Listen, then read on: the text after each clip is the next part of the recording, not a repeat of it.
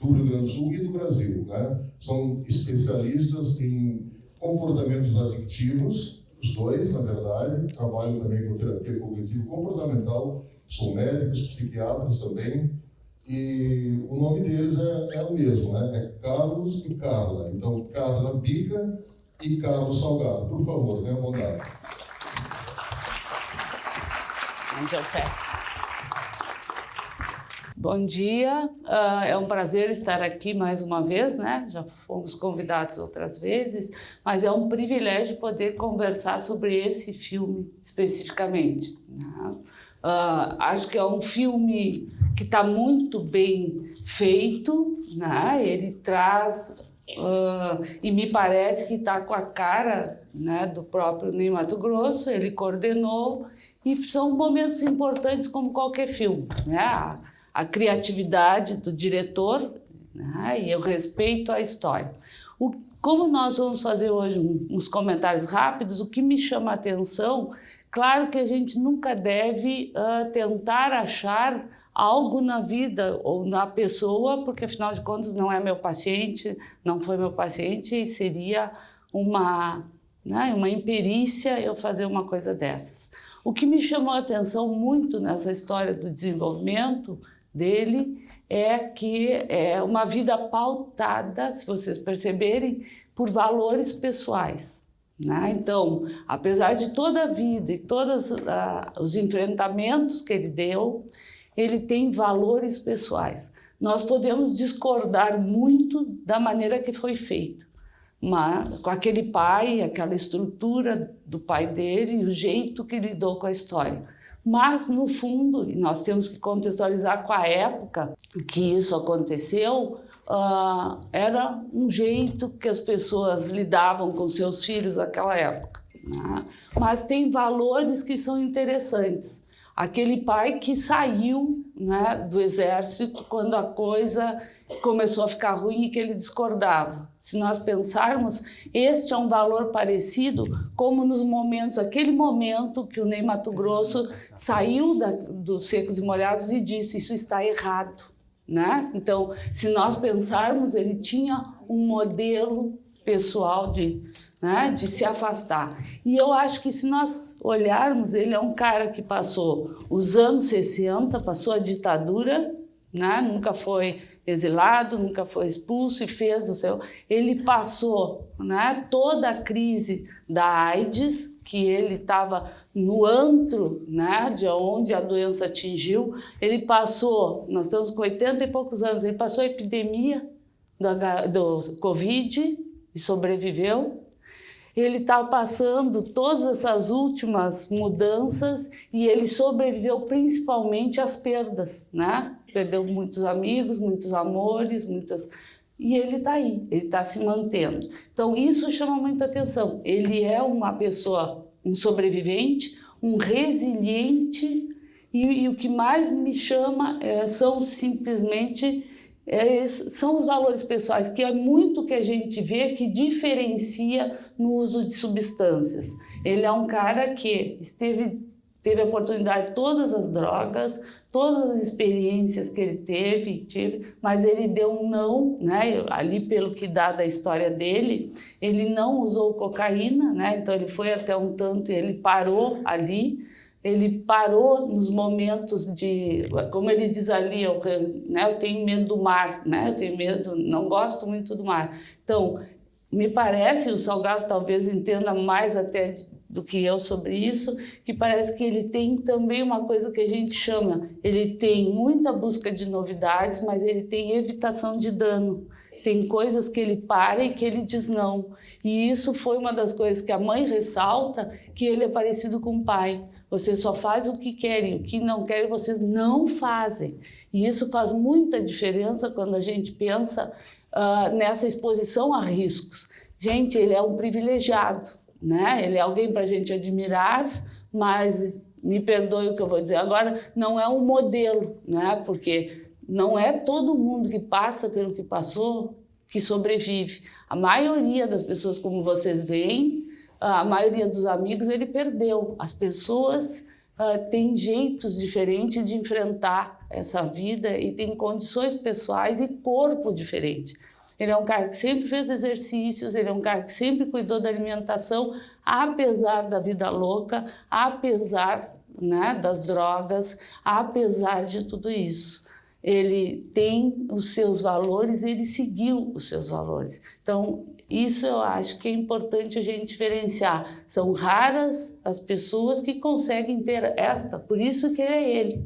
Né? Por isso que ele atingiu tudo isso e por isso que ele se manteve, né, dentro da sua concepção e da sua busca. Ele tinha um propósito de vida que ele foi descobrindo. Se nós pensarmos, ele conseguiu descobrir a carreira dele com mais de 30 anos. Né? Ali ele se achou. Ali. E tem uma outra coisa, que é o último que eu vou falar agora, e que eu gosto muito quando a gente vê o filme, e indiretamente eu tenho um amigo que é muito amigo dele e sempre diz que ele é assim. Ele sempre cuidou muito bem do dinheiro dele, do corpo dele, da alimentação dele, e sempre puxou muito as orelhas dos amigos. Mas ele sempre escuta, se vocês pensarem ao longo do filme, os momentos que a vida dele se encaixou, algum amigo deitado ao lado dele disse: mas você tem que fazer tal coisa, você tem que mudar isso. E ele escutou. Então ele era um cara que parece de longe um opositor, mas quando a coisa é dita com carinho, com atenção e que ele percebe o sentido, ele seguiu. Então, se vocês perceberem ao longo do filme, tem isso. Tem momentos que pessoas ele escutou e pegou uma direção. Então, acho uma película interessante da gente ver, da gente poder ver que existem pessoas resilientes, existem pessoas que conseguem lidar com a adversidade e ele é um exemplo claro de que as adversidades ele sempre caiu para frente, ou seja, é tipo salto em distância, caiu, mas caiu para frente. Ele sempre aprendeu com as adversidades, né? Pessoas lá da casa dele, ao longo dos amigos, das decepções e tudo que ele teve na sua vida. Então, eu acho que isso eu pontuaria do comportamento e desse envolvimento da vida louca que a gente vê. Muito obrigado, doutora Carla. Passar então a palavra agora para o doutor Carlos Salgado. Bom dia a todos. Realmente é sempre perturbador, né, quando a gente assiste, né, um filme bem construído, né, com um argumento consistente. Ele nos causa perturbação. A mim causou emoção, chorei, enfim. Acho que é realmente, admitindo assim, que é algo muito tenso, mas vencida, né, a emoção, que às vezes, né, o Ney também parece que travava, né? Vencida a emoção, incorporada a experiência da emoção, eu ressaltaria assim que me parece que esse é um épico da construção de uma personalidade, né? A partir de uma massa dura, né, que era um estilo opositor, né? O pai xingava ele, chora, não chora, né? Saiu ao pai, né? O pai é um sujeito também difícil de se emocionar, e nessa construção da personalidade, eu acho que tem muito do valor da oposição, opor-se a um vetor limitante. Eu acho que essa é a regra geral, talvez na vida de cada um de nós, né?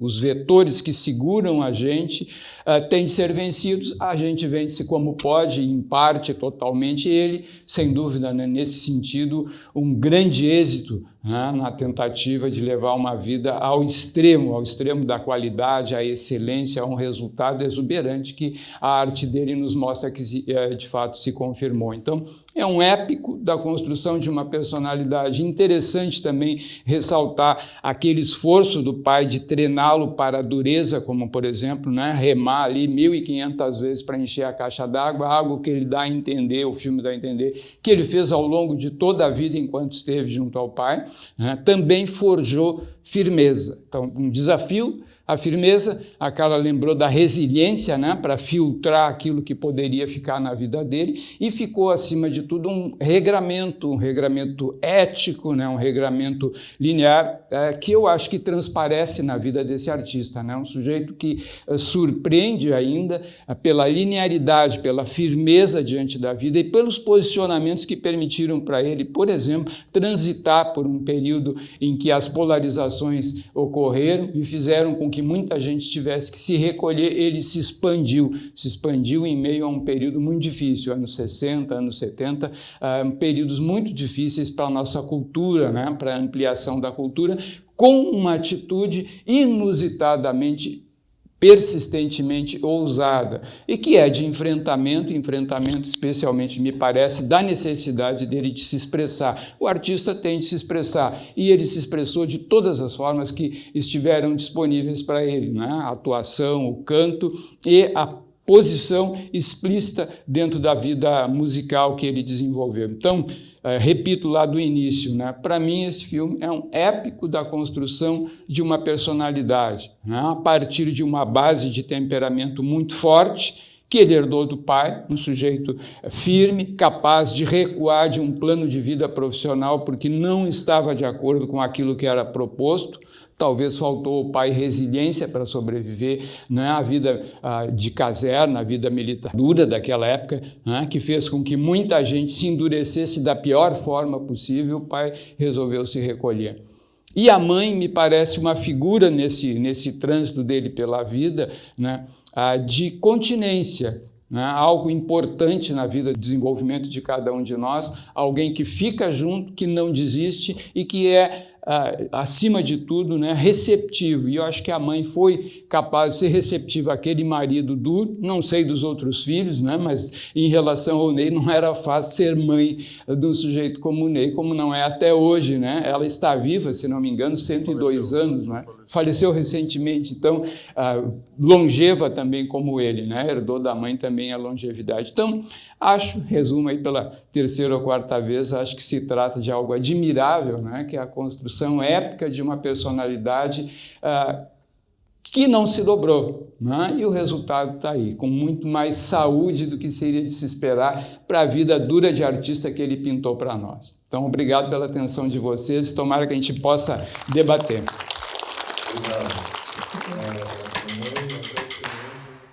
Realmente é um filme belíssimo e bem conduzido, e nesse sentido eu acho que tem uma grande diferença. Normalmente nós vemos filmes em que a gente fala da vida baseado numa autobiografia de alguém que teve uma vida legal e a gente vai ler a autobiografia, mas a diferença ele está vivo, né? Então é um filme de uma autobiografia que já lapida a história, junto com o ator, o personagem da vida que está vivo, e é o Ney Matogrosso. E provavelmente eu vi vários takes, né, reportagens com ele no set, e ele dizia: eu jamais chamaria o fulano de querido, isso aí eu não diria, pode tirar. Então, eu acho que teve isso, então eu acho que também a beleza está nisso, ele também se meteu nisso. Né? Então tem partes, hoje a gente se preocupa com as máquinas, né? com os celulares e coisa e tal, naquela época não, mas se vocês veem o cuidado que ele teve quando Cazuza tirou fotos dele, ele disse que você, olha lá o que você vai fazer com essas fotos. Então ele era um cara, continua sendo muito cuidadoso, então acho que isso também deve ter contribuído muito no filme, porque ele é um filme que está cuidado, que está bem, né, cheio de cenas, mas o cara está vivo, está lá no set dizendo: não, isso aí eu não diria. A gente não tem muitas vezes o privilégio num filme. De outra atitude do Ney, né? Não sei se vocês lembram uma época que ele fazia uma peça de publicidade pública em que ele falava sobre a hanseníase, sobre a condição do hanseníaco, né? E essa generosidade do Ney, né? É algo persistente, né? Então, eu acho que muito disso que é a construção da pessoa dele, né, tem a ver com a generosidade do Ney, o sujeito aberto, né, um sujeito integrado com valores da sociedade, com valores de equilíbrio, especialmente. Então, eu acho que nesse sentido, né, cara, ele é um modelo de se equilibrar, de manter equilíbrio dentro de uma situação geral e da condição de artista. Vocês lembram da miséria para a qual ele optou, né, de viver uma vida dura até conseguir construir uma carreira que chega um momento que ele diz, acho que chegou a hora de eu mudar para um apartamento, para uma casa onde eu tenha privacidade, né, porque o parceiro dele invadia lá, né, o quarto dele para tentar mandar nele. Então, essa permeabilidade dele a valores que a nossa sociedade vive, né, e a impressão de que ele mantém um equilíbrio, uma posição equilibrada diante desse fenômeno, acho que é até um desafio aqui para o nosso sociólogo poder pensar com a gente, né, como é que o sujeito conseguiu manter um equilíbrio num ambiente artístico, numa atitude especialmente desafiante, com uma pressão comercial. Vocês lembram, tem um momento em que ele se queixa, né? Bom, cada um quer arrancar um pedaço da gente, né? Quando ele estava na interação ainda com a banda original, e não era isso que ele queria o sucesso. E tem algum momento de entrevistas em que o Ney costuma repetir que o dinheiro é consequência de um trabalho, não pode ser o objetivo de um artista, né? E nisso eu acho que ele é muito persistente. Então, eu acho que segue sendo um modelo interessante para todo artista ousado. Salgado, só pegar um ganchinho assim que você está dizendo. Uma outra coisa que eu esqueci de falar e que me chama a atenção para nós, talvez a gente se emocione muito, porque o nosso dia a dia são pessoas assim. Então, a tendência é que a gente fica com os amigos dele que se foram, né? Então, a gente acompanha muito esse processo.